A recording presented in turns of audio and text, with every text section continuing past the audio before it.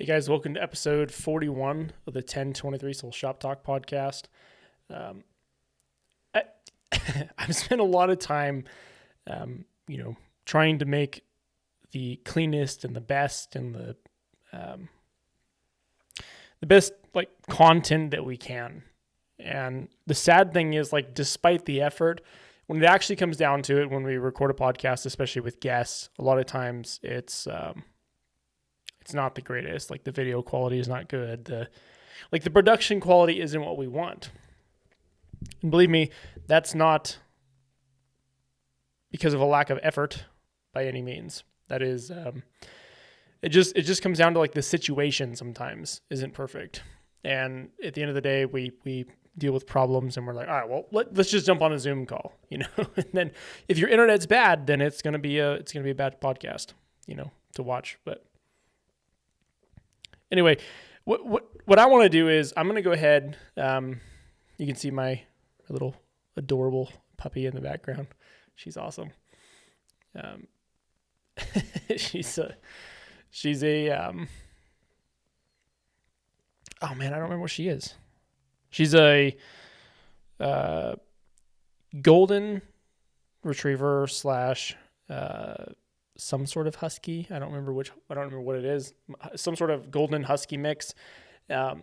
She's like 4 months old. Absolutely the craziest, like, best dog we ever had. She's incredible. Anyway, so what I'm going to do is every day, maybe we'll see. I'm going to try to sit down and like in the evenings like this and record a like 20-minute show that we can post every day. And I don't know if that's going to be useful, but maybe like having some like quick commentary on like maybe stuff that happened that day or whatever's on our mind. Because there's a lot that goes on here. There's a lot that goes on behind the scenes that we don't talk about.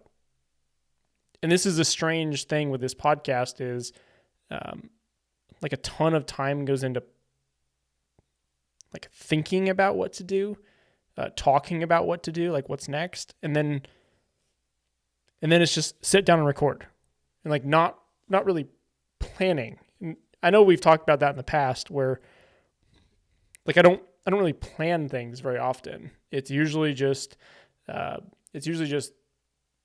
sit down and do it when it's time, because it seems the most authentic that it can be. But there's some things that are important, and one of them is there's a lot of things that I have done differently than what most like shops or online stores would do, and it's actually kind of surprising that there aren't more shops or more online stores or companies that sell products that don't offer something similar to our build plan. So let me give you some background. When we started, my presence was 1023's presence, but I ran like our social media and emails and all that. It was in basically like just what social media was, 5 years ago. So, memes and being present and being in all the groups and that did get us attention. The thing that got us to where we are mainly, I think, is like recognition wise, is the being ever present on social media to grasp to get the attention of the most amount of people to come to us. But what I found out was the more that I was present on social media, the more the expectation for like my personal involvement in every single transaction and issue and question was needed.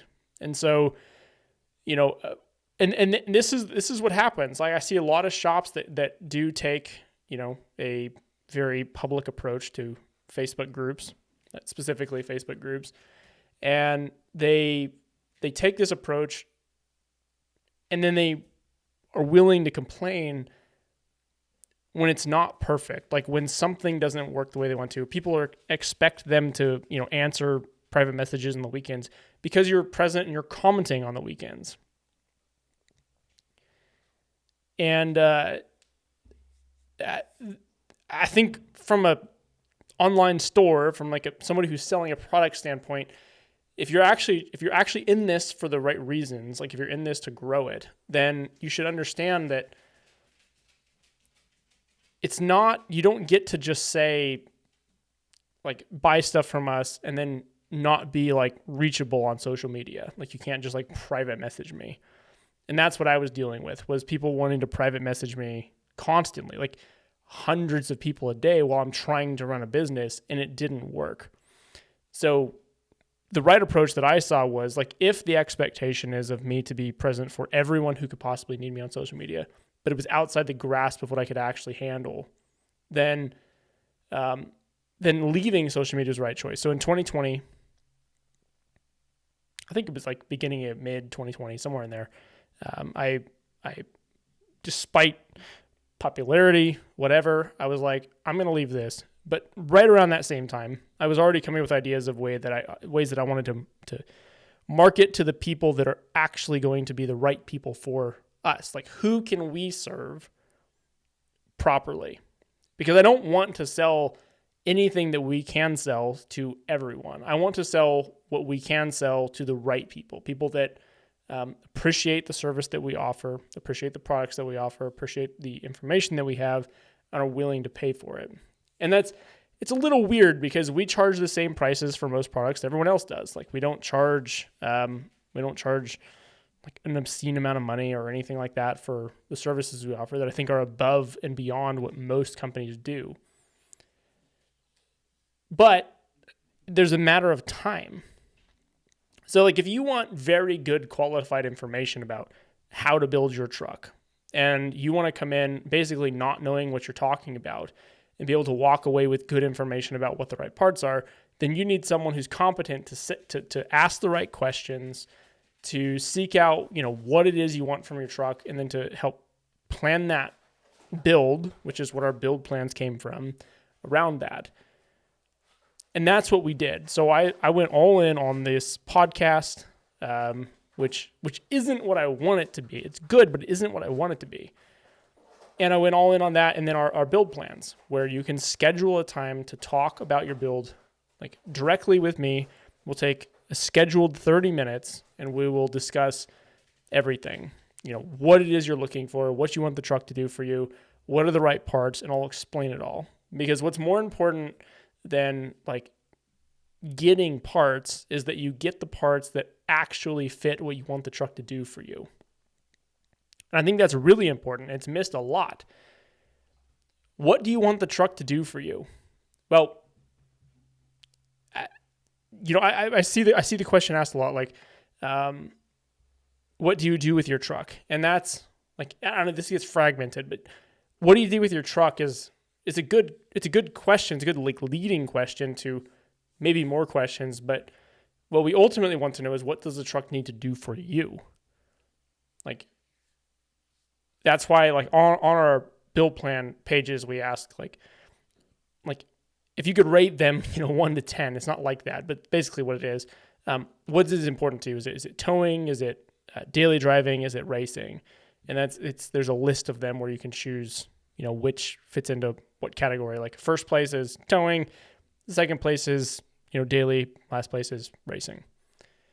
And so that sort of helps. And like, honestly, like if you fill out a build plan, like most of that is like just to get you committed to wanting to take my time where we can figure this out. And probably going forward, I'm going to start charging for that. Not because $50 or $100 or whatever like matters, like that doesn't really affect us, but I need the commitment. Like, do you want to just go buy stuff and hope it works out? Or do you want to buy stuff and you want it to be the right thing?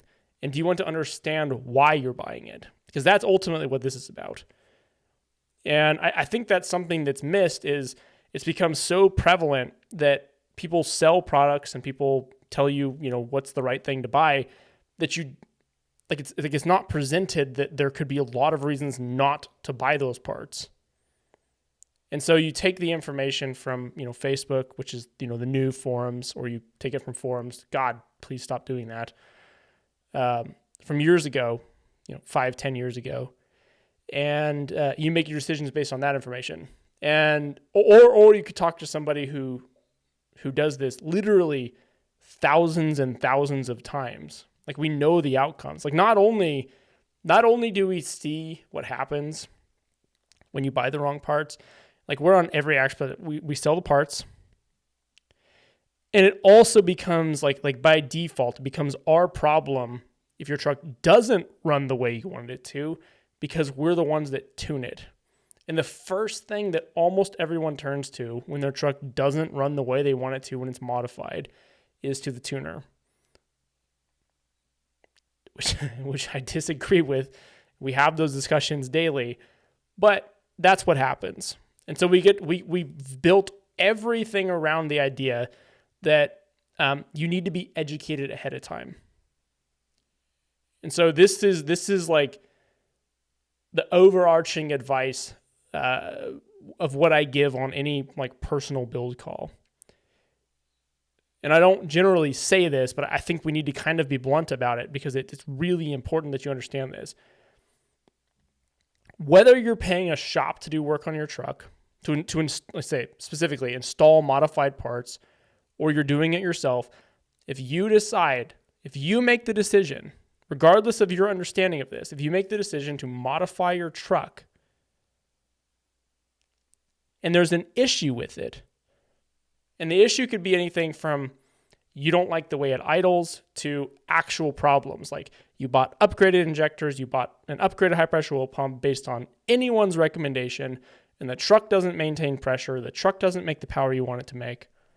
If you decide to upgrade your truck, it is 100% your responsibility to get it running correctly. It's not your tuner. It's not the shop you paid to install it. It's not the shop you paid to make the recommendation. It's not their job, and it is not their choice to do that. If you decide to modify your truck and it's time on your part, like it's paying a shop to diagnose it or to work through the problems with it, be prepared to pay that. And like, I encourage shops to do the same, like charge your time. And the reason I encourage that is because that is the truth. That's what needs to happen, because you're not stock anymore. Your truck was designed to do a very specific thing, and you are trying to deviate so far from that based on a bunch of people who just kind of made it work and their opinions in the past. That isn't what this is. I am all for diesel performance. I am all for automotive performance. I absolutely understand why you would want to modify your truck. I get it. But also get this. It is 100% your responsibility, financially and time-wise, to figure it out if there's a problem. If it means that it's your time, then that's you. That doesn't mean you get to call a bunch of shops and expect their time, where they have to pay technicians. Like, the owners of those shops have to pay technicians to be available to you on the phone if you want to get your questions answered that are very technical. Or if it's paying a shop that installed the parts, and like, now there's a problem and now they need to diagnose it because it didn't do what you expected it to do because someone told you it would. Like, there was millions of dollars in engineering, tens of millions probably. I don't know the numbers, but a lot of time and money that went into engineering your truck to be what it was from the factory. And you can't deviate from that, like, by double the power, which if you're putting modified injectors in your truck, you're probably, which requires a tuning and all the other parts, like you're going to be probably more than double that. Like, it isn't going to be like stock anymore. And so whether it's a matter of like some components of what you purchased that was modified is not working the way it should have, or like your truck is 20 years old, so there's a lot of things that can be a problem. You could have wiring issues that were like unbeknownst to you. Let me give you an example. I'm trying to keep this as short as possible, but I think it's really important that this is understood across the communities. And I'm going to try to do this, like I said, maybe every day for a while until we can all kind of get on the same page about it, or at least try to help a lot of people that are considering modify their trucks. Consider the consequences of the decisions you make, not just because someone told you it was a good idea. So the example I have is like power hungry performance with the PHP Hydra.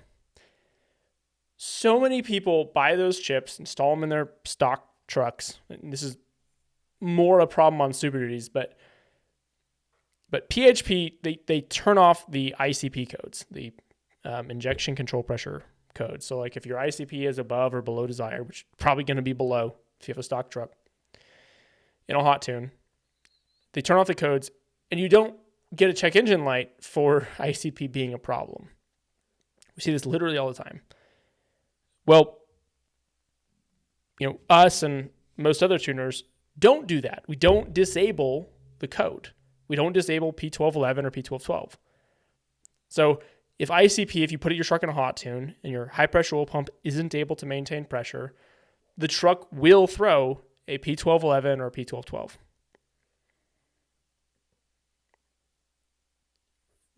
All the time, it's like so often, we have people that go from, I don't care if you upgrade injectors or you're just buying new tuning or whatever.